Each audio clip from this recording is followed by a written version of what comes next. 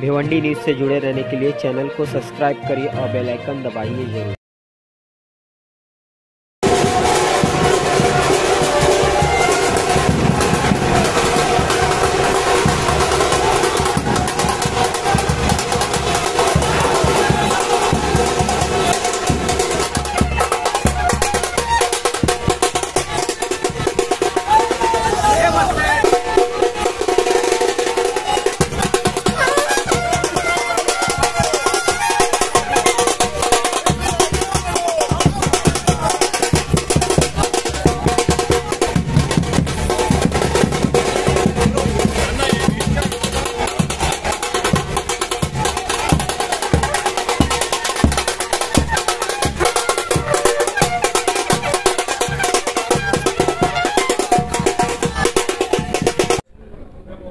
कोकण विभागाच्या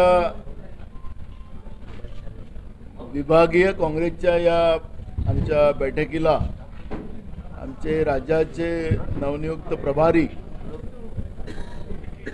त्यांचं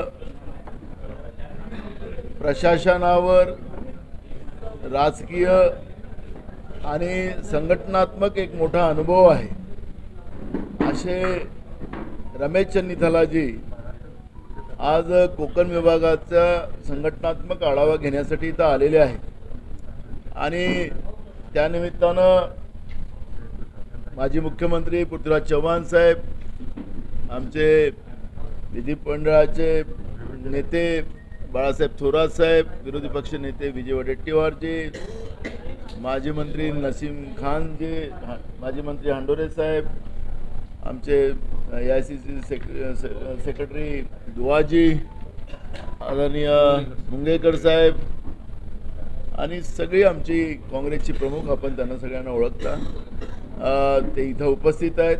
आपल्या सोबत आदरणीय रमेशचंद्र साहेब आपल्याशी वार्तालाप करतील अशी मी त्यांना विनंती करतो। प्रदेश कांग्रेस कमेटी के अध्यक्ष नाना पटोले जी, पूर्व मुख्यमंत्री श्री पृथ्वीराज चव्हाण जी, हमारे CLP के नेता बाला साहब थोराट जी, हमारे leader of opposition Shri Wadettiwar ji, पूर्व मंत्री नसीम खान जी, इंदौर जी, AICC के सेक्रेटरी आशीष दुआ जी, श्री मुंगेकर जी और पत्रकार बंधु, महाराष्ट्र प्रदेश कांग्रेस कमेटी के कार्यकारिणी ने प्रदेश में 6 रीजन में अपने कार्यकर्ताओं से मिलने का और ये आने वाले जो पार्लियामेंट के चुनाव हैं, चुनाव के तैयारी के लिए तैयारी के बारे में विस्तार में बात करने के लिए ये सभा की आयोजित की है। अभी हम लोग अमरावती, नागपुर विभाग का गढ़चिरौली और कल पुणे में हमारा ये रीजनल कॉन्फ्रेंस हुआ है। 6 मीटिंग और बाकी हैं आने वाले दिनों में। भाई 30 तारीख से पहले ये 6 विभागों का मीटिंग पूरा हो जाएगा। हम खुशी की बात है कि सारे कांग्रेस जन इस चुनाव में महाविकास आघाड़ी के लिए एक साथ होकर काम करने के लिए तैयार है। कांग्रेस कार्यकर्ताओं में और नेताओं में उत्साह है। सारे लोग एकजुट करके इस चुनाव के मैदान में उतरे हैं। आप लोग जानते हैं आज देश की सबसे बड़ी समस्या बेरोजगारी है, प्राइस राइज है, अंडर डेवलपमेंट है। इन सारे चीजों के बारे में हमारा प्रधानमंत्री और बीजेपी ने कुछ बोलते नहीं है। अनएम्प्लॉयमेंट के बारे में अभी तक प्रधानमंत्री कुछ नहीं बोला है। प्राइस राइज के ऊपर हमारा प्रधानमंत्री कुछ नहीं बोल रहे हैं। प्रधानमंत्री तो 3 बार महाराष्ट्र में आ चुके हैं, लेकिन महाराष्ट्र के लिए उन्होंने कोई वायदा नहीं किया। हर प्रदेश में जा रहे हैं, 3 बार 4 बार प्रधानमंत्री जा रहे हैं। हमारे देश के विकास के बारे में, हमारे युवाओं को रोजगार देने के बाद किसानों की समस्याओं को हल करने की कोई बात नहीं कर रहे हैं। केवल राम मंदिर के अलावा प्रधानमंत्री कोई बात की सुनने के लिए तैयार है, करने के लिए भी तैयार है। हम सब लोग राम भक्त हैं।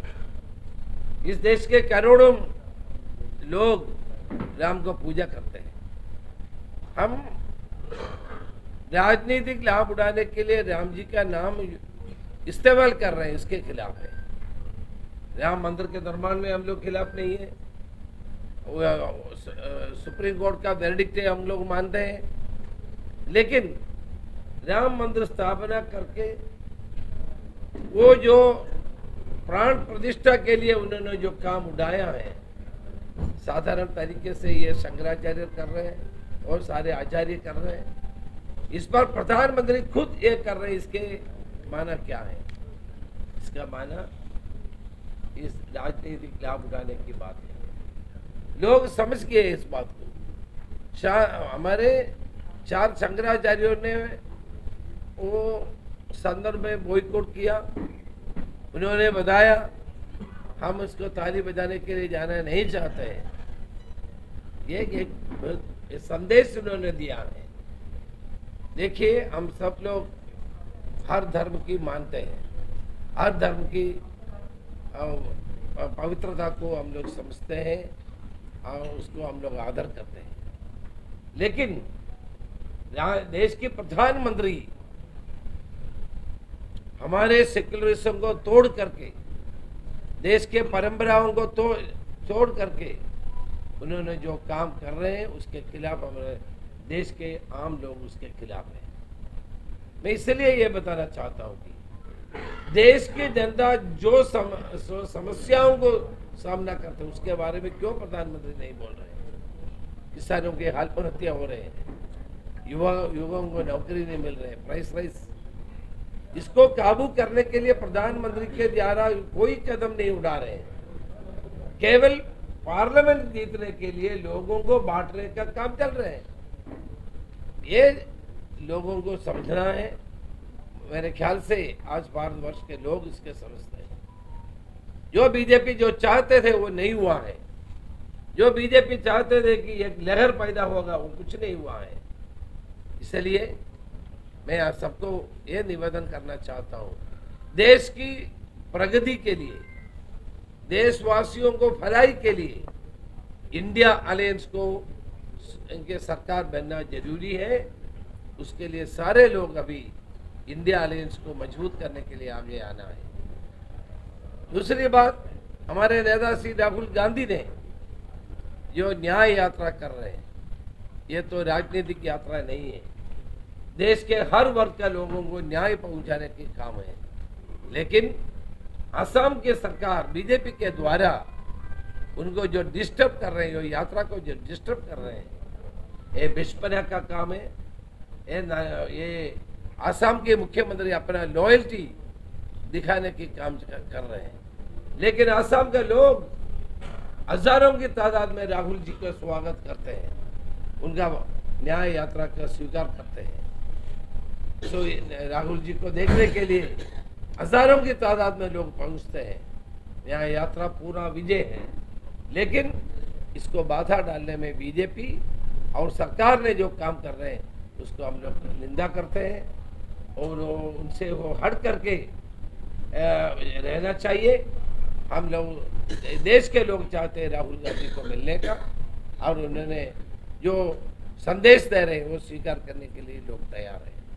महाराष्ट्र में आप ये सब जानते हैं कि हम लोग एक साथ होकर काम कर रहे हैं।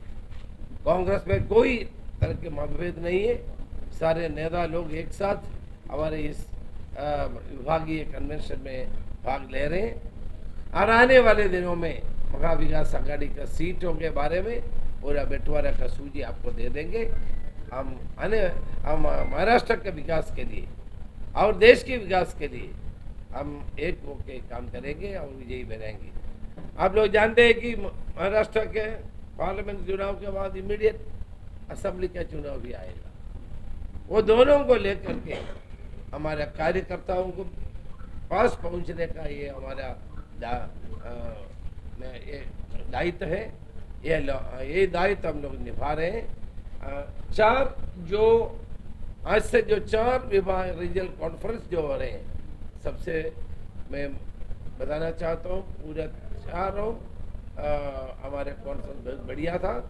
हर डिस्ट्रिक्ट कांग्रेस कमेटी के प्रेसिडेंट भाग ले, प्रधान कार्यकर्ता लोग भाग ले और उन्होंने अपने विचार रखे। ये सारे विचारों को लेकर के हमने पार्लियामेंट की नीति अपनाएंगे और आने वाले दिनों में कांग्रेस अपना पूरी तरह सहमति के साथ आगे चलेंगे और विजयी बनेंगे। प्रश्न विचार। देखिए, अभी हमारा महाविकास आघाड़ी का सीट निर्णय इस हफ्ते में पूरा हो जाएगा।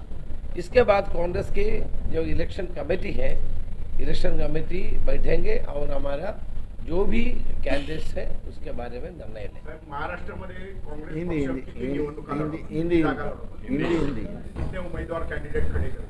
देखिए, हमने पहले मुकुल वासनिक जी जनरल सेक्रेटरी और एआईसीसी के नेतृत्व में एक कमेटी का गठन की है, हमारे इंडिया अलायंस के सारे हमारे मित्रों से बात करने की।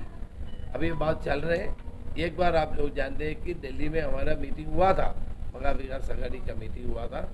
आने वाले दिनों में भी उसका मीटिंग जारी रहेगा और जितना सीट हर पक्ष को मिलेगा इसके बारे में निर्णय अभी बोले पूरा करेंगे, तब आपको इसके बारे में हम लोग बताएंगे। महाराष्ट्र में कांग्रेस की ताकत अबाधित है। ऐसे होते हुए कुछ इंडिया जो आपका संगठन है उनमें कुछ पार्टियां जो ऐसे है कि वो आपके जो मजबूत गढ़ है, जैसा भिवंडी एक उदाहरण, तो भिवंडी में दयानंद चोरगे जो यहाँ ठाणे जिले में अपना उसका नेतृत्व चल रहा है, तो ऐसे कुछ लोग के जो पार्टिसिपेंट है भिवंडी लोकसभा उसके ऊपर दावा कर रहे हैं, तो आपका उसके बारे में कुछ? देखिए, अलायंस में हर पार्टी हम इक्वल समझते हैं। कोलिशन में हमारे देश में हमारा लक्ष्य क्या है? लक्ष्य एक मत निर्भेक्ष धर्मनिरपेक्ष सरकार दिल्ली में बनना है। इसके लिए हमने सारे विपक्ष की पार्टियों को एकत्र करने का कोशिश राहुल गांधी कर रहे हैं, मल्लिकार्जुन खड़गे जी कर रहे हैं। इसलिए हम सबका भावनाओं को लेकर के चलेंगे। सीट की बंटवारे के बारे में अंतिम निर्णय अभी तक नहीं हुआ है। आपने जो मत रखा है इधर, वो भी हमारे मन में रहेगा और उसी तरह हम लोग बात करके कोई तकलीफ नहीं होगा, जल्दी से जल्दी महाराष्ट्र का सीट का डिक्लेयर हो जाए। क्या भिवंडी के लिए कांग्रेस का सीट के लिए भिवंडी के लिए आप दावा करेंगे अलायंस में? देखिए, हमारा जो मीटिंग में जो चर्चा हो रहे हैं वो हम बाहर बता नहीं सकते, तो क्या चर्चा की क्या जरूरत है?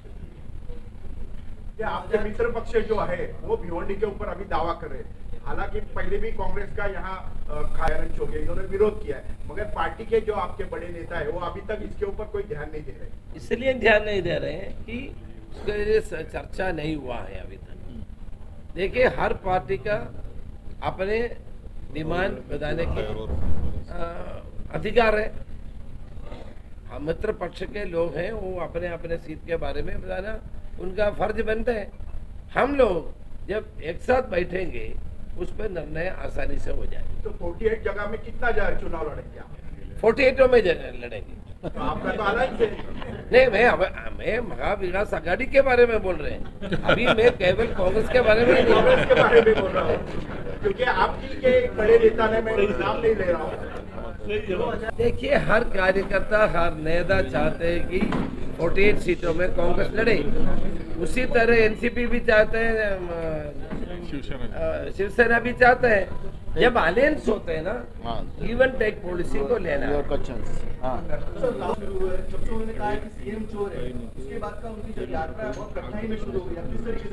आसाम की चीफ मिनिस्टर सबसे बड़ा चोर है।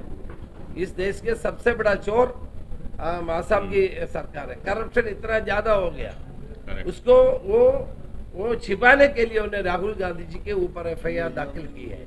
हम लोग उसको विरोध करते हैं, निंदा करते हैं। देश की जनता इसको निंदा करेगी। देखिए, 4000 किलोमीटर हमारे नेता राहुल गांधी जी ने पैदल चले, कहीं भी कोई नहीं रोकने का आगे नहीं आया। किसी ने भी नहीं रोका है। असम का चीफ मिनिस्टर को क्या हो गया? कांग्रेस के साथ रह करके सब कुछ उन्होंने ले लिया, फिर कांग्रेस छोड़ करके गया, फिर राहुल गांधी के ऊपर एफआईआर दाखिल कर रहे हैं। इसका क्या धार्मिकता है? लोग उसको इस एफआईआर दाखिल करने में लोग उसको निंदा कर रहे हैं। पूरा सबसे करप्ट सरकार है असम का सरकार। राहुल गांधी की सुरक्षा में जैसे जो लोग घुस चुके थे उनकी यात्रा के अंदर, उसको लेकर क्या वो तो हम देखेंगे, कानून है, वो कानून के मुताबिक हम जाएंगे। 2014 में कांग्रेस ने देखिए आज देश में क्या चल रहा है, जो विरोध पक्ष में है सबको खामोश करने के लिए, कराने के लिए ईडी और सीबीआई और कोई दुरुपयोग करते जा रहे हैं। रोहित पवार के ऊपर भी यही चल रहे हैं, तो हम उसको निंदा करते हैं। हमारे देश में एक भी बीजेपी के नेता के ऊपर ईडी का कार्रवाई हुआ है, सीबीआई का हुआ है? कभी नहीं हुआ है। सारे विपक्ष का नेता कहीं भी हो, किस प्रदेश में हो, उसके ऊपर कार्रवाई हो रही है। ये लोग समझना चाहिए। ईडी और सीबीआई के द्वारा ये सरकार, महाराष्ट्र की सरकार ईडी और सीबीआई के द्वारा चला रहे हैं, लोगों को प्रेशर करके सरकार बना रहे हैं। रोहित पवार